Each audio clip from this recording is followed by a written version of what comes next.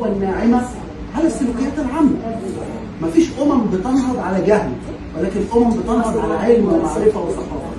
أنا استمعت لك في كلمة في الافتتاحية، والله ولا أجدع سفير. والله أستاذ صفوت متحدث رائع جدا، ده بنفسك.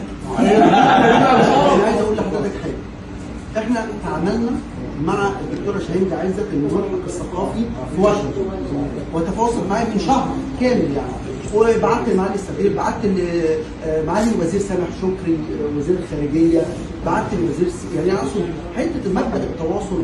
ما طبيعي اما نيجي نعمل مهرجان يجب ان يحصل نوع من الالتفاف الجماعي اتجاه هذا العمل، وخاصه احنا بننظر مثلما ننظر للدبلوماسيه المصريه والدبلوماسيين العرب بشكل عام اللي هم ممثلين لقضايانا ومجتمعاتنا الى اخره، بننظر لفنانينا ان هم مكملين لهذا العمل، لان هم اللي بيمهدوا الطريق، هم اللي بيفتحوا الطرق. وبالتالي انا ومحمد بنمنح سفيرتنا، انا بقول سفيرتنا مش هننافس رؤساء البعثه، سفيرتنا تنافس هنافس انا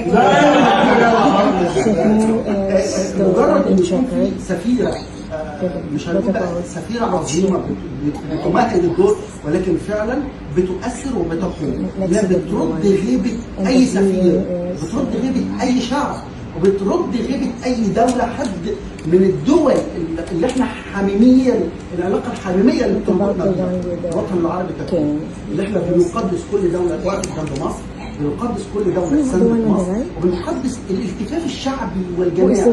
يعني احنا لينا افلام من سلطنه عمان، وفي افلام من اليمن، في افلام من البحرين.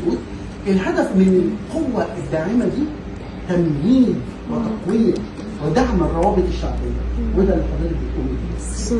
هو كان مهم جدا ان يبقى في امريكا مهرجان للسينما العربيه، لان في جاليه مصريه وعربيه كبيره جدا.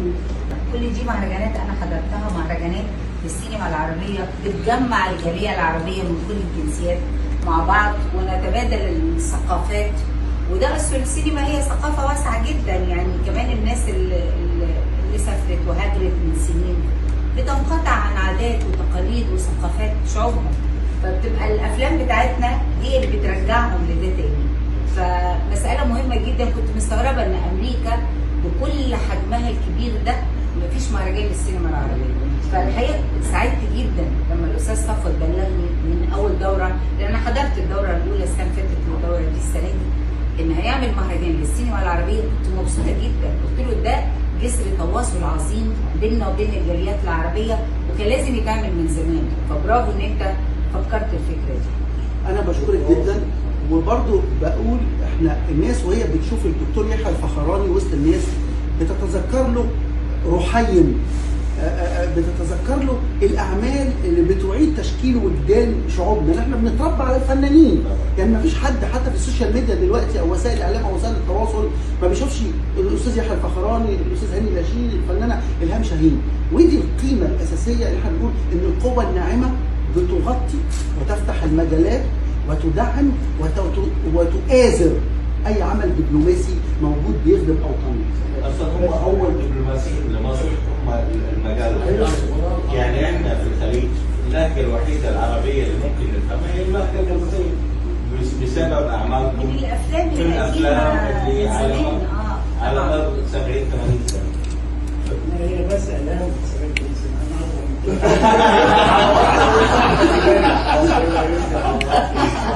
بس هو الاستاذ قال كلمه في الافتتاحيه، قال الاستاذ الدكتور يحيى ما يعرف يزعل، دائما يبتسم. دائما بشوف